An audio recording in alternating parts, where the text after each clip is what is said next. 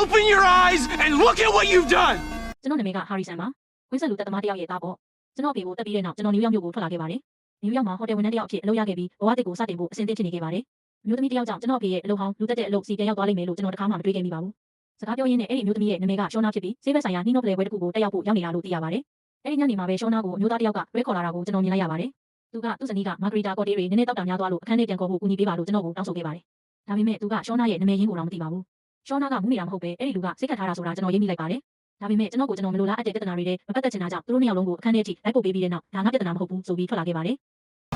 Stop it. No. Shona, are you okay?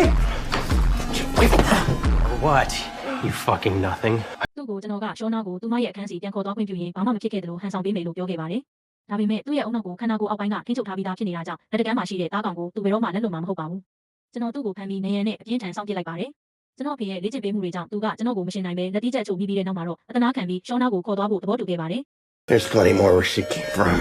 There's always more. ။အဲ့ဒီစကားလုံးတွေကကျွန်တော်ရဲ့မှောက်မိုက်တဲ့အတိတ်ကုမ္ပဏီတွေကိုပြန်လည်နှုတ်ဆက်ပေးလိုက်ပြီးတည်ဆုံးသွားတဲ့မျိုးသမီးတွေရဲ့ပုံရိပ်တွေကကျွန်တော်စိတ်ထဲမှာဖြစ်ပြေးသွားခဲ့ပါတယ်။ဒေါသဟုန်ကြောင့်မျက်စိမှောင်ကျသွားပြီးအင်တာဖုန်းကိုကောက်ယူကအဲ့ဒီလူရဲ့ခေါင်းကိုချိန်ရွယ်ပြီးထုနှက်လိုက်ပါတော့တယ်။တတိပြန်ဝင်လာတဲ့အချိန်မှာတော့ကျွန်တော်အဲ့ဒီလူကိုအသေးရိုက်တက်မိသွားခဲ့ပါပြီ။ကျွန်တော်အတင်းငိမ်တက်အောင်လုပ်ပြီးရှောနာကိုသူမရဲ့အခန်းထဲပြန်ပို့ပေးခဲ့ပါတယ်။ပြီးတော့ဟိုတယ်တန်ရှင်းရေးခန်းစီသွားပြီးတန်ရှင်းရေးပစ္စည်းတွေနဲ့သွေးကွက်ဖြောက်ဆေးကိုယူခဲ့ပါတယ်။ဟိုတယ်ဝန်ထမ်းတယောက်အနေနဲ့စောင့်ကြည့်ကင်မရာတွေရဲ့ဝယ်နေတဲ့နေရာတွေကိုကျွန်တော်အတိအကျသိပါတယ်။အခန်းထဲပြန်ရောက်တော့ပုံမှန်တိုင်းအခန်းတန်ရှင်းရေးလုပ်နေတယ်လို့မျိုးနှစ်ချက်ကိုတက်လိုက်ပါတယ်။အဲ့ဒီလူကိုပလတ်စတစ်အကြီးနဲ့ထုတ်ပိုးပြီးရေချိုးကန်းလိုက်တာနဲ့အင်တာထိုင်ကုန်ကိုအစ်စ်လဲလိုက်ပါတယ်။ကျန်းကျင်ကသွေးကွက်တွေကိုတစ်စက်မှမကြမ်းအောင်တန့်စင်လိုက်ပါတယ်။နောက်ဆုံးတော့အလောင်းကိုအစားတောက်တွန်းလဲထည့်ပြီးဖြည့်ဆည်းဖို့အတွက်မိဖို့ကြောင့်စီခေါ်သွားခဲ့ပါတယ်။ကျွန်တော်အဖေရဲ့တွင်တင်ချက်တွေကိုပြန်တတိယမိတယ် I generally cut them into 9 pieces, depending on how big they are, for ease of transport. ။လုပ်ငန်းစဉ်ပြီးဆုံးသွားတဲ့အခါအပိုင်းအစတွေကိုအမိုက်အိတ်တွေနဲ့အတုပ်လိုက်ခွဲထည့်ပြီးမိဖို့ကြောင့်ကိုတေချာတန်ရှင်းရေးလုပ်လိုက်ပါတယ်။ဒါတွေအားလုံးပြီးတော့အမိုက်သိမ်းသမားတွေအမိုက်လာသိမ်းကြပါတယ်။အမိုက်အိတ်တွေကိုကျွန်တော်တင်းတင်းကြပ်ကြပ်ချီထားခဲ့တာပါ။သွေးညီနဲ့အနေငယ်ထွက်လာခဲ့ရင်တော့အမိုက်ပုံနှံတွေကဖုံးလွှမ်းသွားမှာဖြစ်ပါတယ်။ကျွန်တော်အားလုံးကိုပြီးပြည့်စုံအောင်လုပ်ဆောင်နိုင်ခဲ့ပြီလို့ထင်ခဲ့ပေမဲ့အလောင်းဖြောက်ဖြစ်တဲ့နေရာမှာကျွန်တော်အဖေရဲ့အတွေ့အကြုံမျိုးကိုတော့မမီသေးပါဘူး